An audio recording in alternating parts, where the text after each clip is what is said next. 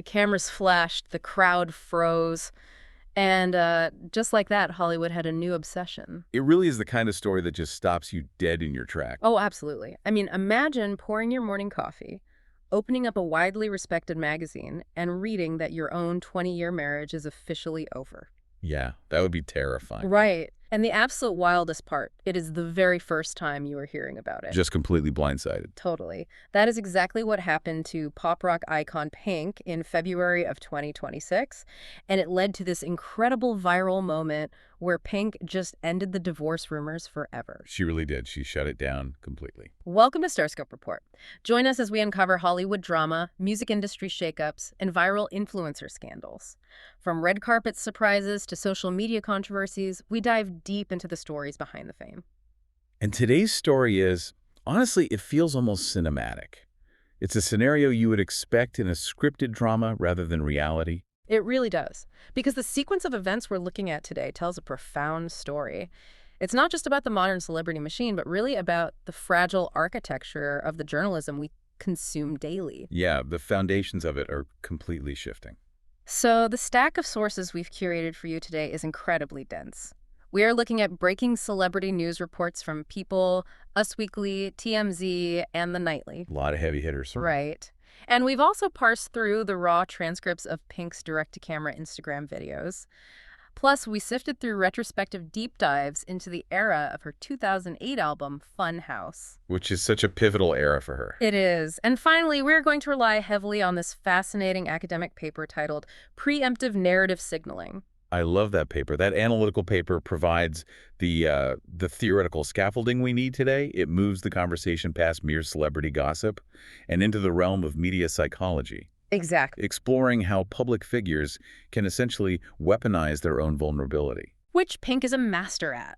So our mission for this deep dive is threefold.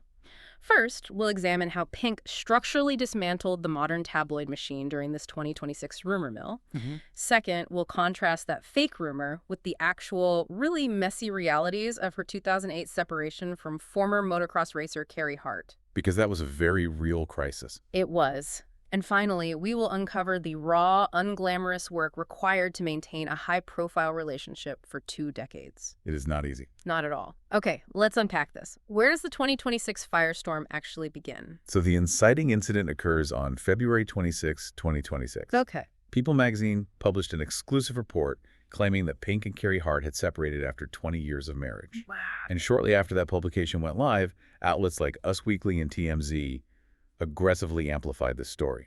They were treating it as verified fact. I am curious about the mechanics of that specific publication, though. What does an initial report from People carry so much more weight than, say, a random blind item on a gossip blog? That's a great question.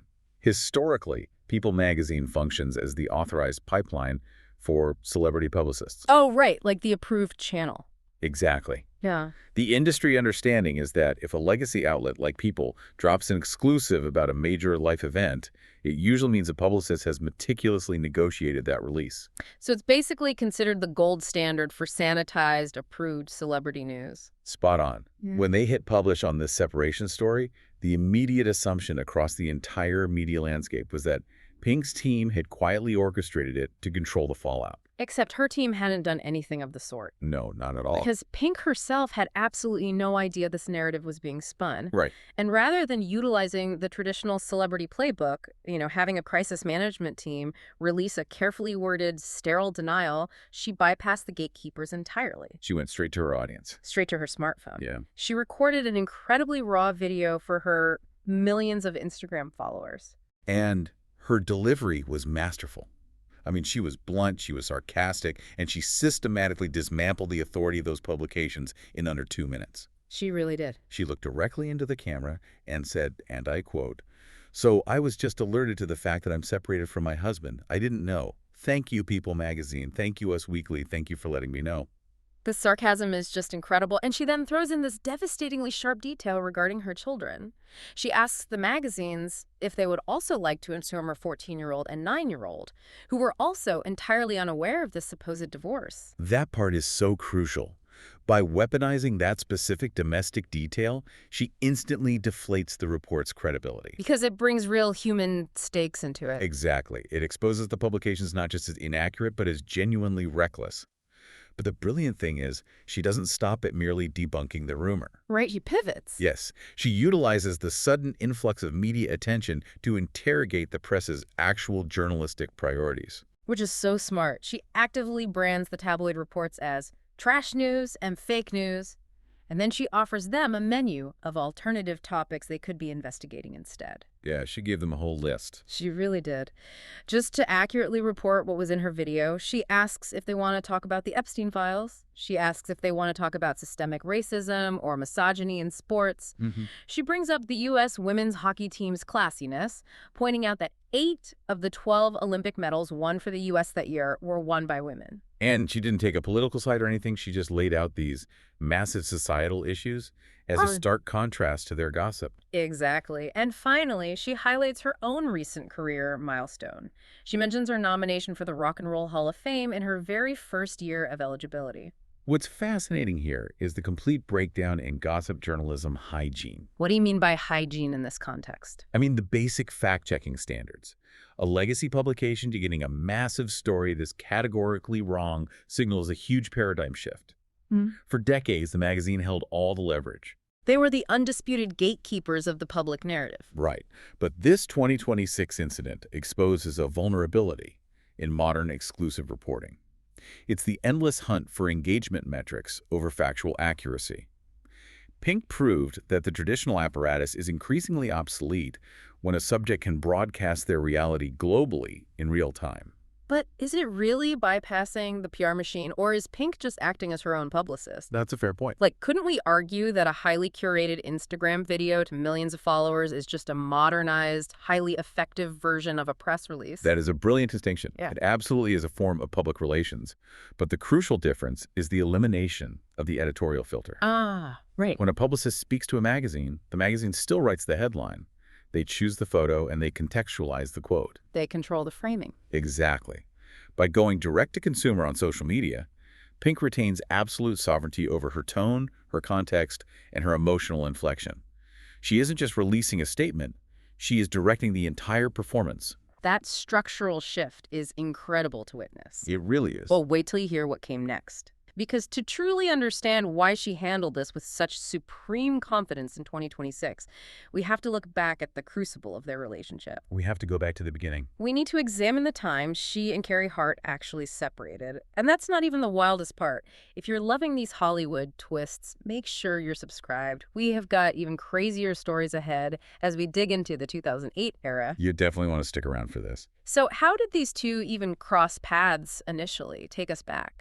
You have to travel back to an entirely different era. It was 2001 at the Summer X Games in Philadelphia. Oh man, the X Games in 2001, that is a vibe. There was an environment completely defined by high-intensity physical risk and bravado.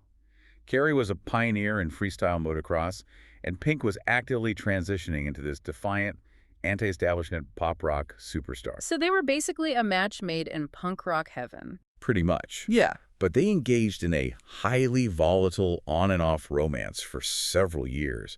They were constantly clashing due to their equally dominant personalities. I read in the sources that she actually subverted all the traditional power dynamics when they finally decided to get married. She did.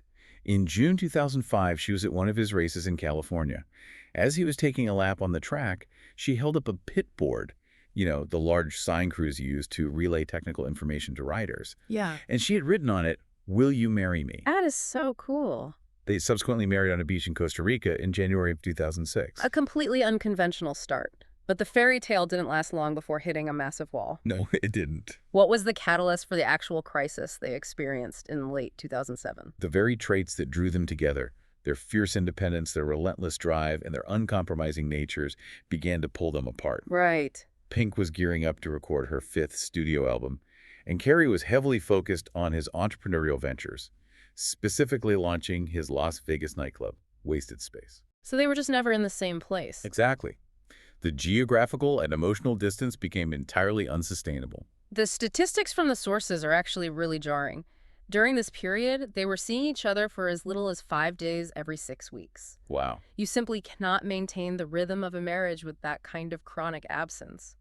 In February 2008, her publicist officially announced their separation to the world. However, that official February announcement is merely the surface layer of the timeline. Here's where it gets really interesting. Yes, if we dig into the academic analysis provided in our sources, we uncover a much more complex strategy regarding how Pink processes and publicizes her trauma. So let's finally lean into that analytical paper, preemptive narrative signaling.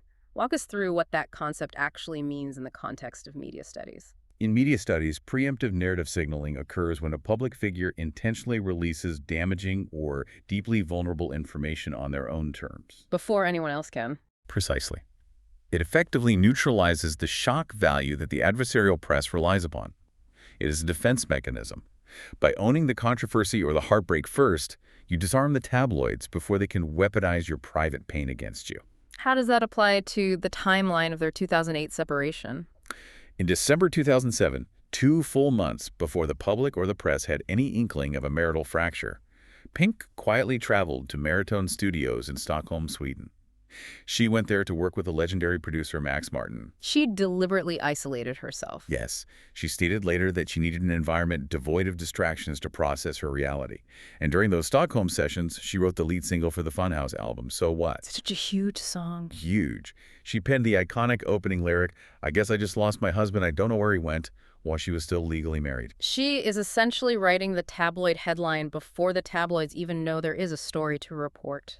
Exactly. By releasing highly specific, actionable lyrics referencing him not paying rent or drinking her money, she launched a preemptive strike. She ensured that the initial framing of her heartbreak was not a story of a tragic, scorned victim. Right. It was a narrative of defiant, chaotic independence. She structurally disarmed the gossip ecosystem. But I want to challenge that slightly. Go for it. If you look at the music video for So What, it is a masterpiece of chaos. She is literally riding a lawnmower down Sunset Boulevard. She's taking a chainsaw to a tree engraved with their name. It's a very loud video. Couldn't you argue that by creating such a massive spectacle out of her marital collapse, she was actually feeding the tabloid machine rather than dismantling it? It is a fair critique, but the ultimate twist in the execution of that music video changes the dynamic entirely. The estranged husband she is singing about, Hart, physically makes a cameo in the video. And the sources note he hadn't even heard the song before he arrived on set. Exactly. He had no idea what he was walking into.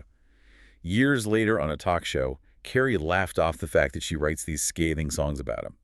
He noted that after 2 decades together, he has developed very thick skin. I bet. But strategically, inviting him into the joke destroys the media's ability to paint her as the bitter ex-wife or him as the villain. That makes total sense. It proved that even amidst a profound, painful separation, they maintained a deeply amicable bond. They were communicating and respecting each other's artistic expression, which completely short-circuited the traditional tabloid narrative of a toxic Hollywood divorce. And that foundational amicability is really what paved the way for the next chapter. After an 11-month separation, they managed to find their way back to each other. They did. How did that reconciliation actually unfold? Because that transition from writing a breakup anthem to getting back together is wild. It culminated on New Year's Eve, 2008. Pink was performing at Carey's Las Vegas club. Okay. She presented him with a meticulously crafted scrapbook that documented their entire relationship. And hidden at the very end of this intensely romantic photo album were their divorce papers, which neither of them had ever signed. Such a powerful gesture. She included a final photograph of them with the phrase, "The rest is unwritten." That act of profound emotional vulnerability just broke the stalemate. By April 2009, they had officially called off the divorce proceedings. They reconciled, eventually having 2 children, Willow and Jameson, and building a lasting family unit. But finding your way back to someone is very different from staying with them for another 15 years in the pressure cooker of the entertainment industry. It's a whole different ballgame. Later in the deep dive, we're going to look at exactly how they sustained that marriage against all odds. Stay tuned and hit that subscribe button so you don't miss what's coming next, because the reality behind their 20-year marriage is fascinating. It really requires a different level of commitment. Exactly. So how do they actually sustain this? If we connect this to the bigger picture, their longevity is rooted in an intense, almost radical transparency about the grueling nature of commitment. Pink refuses to sugarcoat the reality of their dynamic. Right. In 2020, she wrote that their marriage is sustained by a relentless, stubborn idealism. She openly categorizes marriage as being awful, wonderful comfort and rage. It is boring, terrifying, and a total nail-biter. They also openly acknowledge that they do not do this alone. The sources highly emphasize their deep reliance on couples therapy. Oh, massively. Pink explicitly credits their therapist, Vanessa In, for keeping them together for 18 years. Because both Pink and Carey came from broken families, they lacked a functional model for how to keep a family unit intact through conflict. Which is so common. Pink describes Vanessa as their translator. The concept of a therapist as a translator is vital here. When individuals come from childhood trauma or fractured homes, they often develop completely different emotional lexicons. What does that look like in practice? For instance, when one partner withdraws due to stress, the other might interpret that silence as impending abandonment based on their past trauma. Right, they read a completely different meaning into the action. Precisely. The translator steps in to deconstruct those reactions. They explain that the withdrawal isn't a rejection, but a need for processing time. They actively sought professional help to learn the architecture of a healthy argument. They recognized a severe deficit in their own emotional toolkits and put in the structural work to make the love sustainable. They didn't just rely on the initial passion. Because passion fades, you need the structure. So what does this all mean? How does the emotional heavy lifting of 2008 connect back to the fake news firestorm of 2026? It comes down to the concept of institutional memory. The 2008 crisis wasn't just a bump in the road. It was the crucible that forged their modern playbook. That makes a lot of sense. Because they did the unglamorous work to face their demons and learn how to communicate, they built an impenetrable foundation. So when a legacy magazine attempts to tear them apart with a fabricated rumor 18 years later, it doesn't even dent their armor. Not even a little bit. Yeah. The emotional scaffolding they built in therapy didn't just save their marriage, it inadvertently bulletproofed their public image. It gave Pink the supreme confidence to brush off the 2026 rumor with that perfectly sarcastic Instagram video. She turned a potential PR crisis into a viral moment of empowerment. She owned the narrative completely. To summarize this incredible evolution, we traced a volatile romance born at the X Games through an 11-month separation process publicly via a multi-platinum album, all the way to a couple completely dominating and dismantling the media narrative in 2026. They shifted the public perception entirely. They evolved from a chaotic rock star cliche into a symbol of absolute relational resilience. I want you to reflect on your own relationships for a moment as we wrap up today. How often do we run from the hard work of fixing ourselves, as Pink put it? It is so much easier to just walk away. It really is. It's easier to jump to the next thing rather than coming back to the table when things get boring or terrifying. Pink and Carey's story is a messy, beautiful testament to the fact that taking a few steps backward can sometimes be the exact thing you need to help you move forward. And this raises an important question, something for you to mull over long after we sign off today. Let's hear it. We have examined how a global celebrity completely bypassed the traditional press to shut down a rumor and control her own story. In an era where anyone can broadcast their truth directly to the world without an editorial filter, are traditional media gatekeepers destined to become entirely obsolete? That is a huge question. If the subject of the news can report the news faster and with more accuracy than the journalists themselves, what happens to the future of the industry? The power dynamics of truth are shifting right under our feet, and the old playbooks clearly no longer apply. You've been listening to Starscope Report, where we uncover the stories shaping Hollywood, music, and pop culture. Thanks for tuning in, and don't forget to subscribe for more stories that keep the stars shining.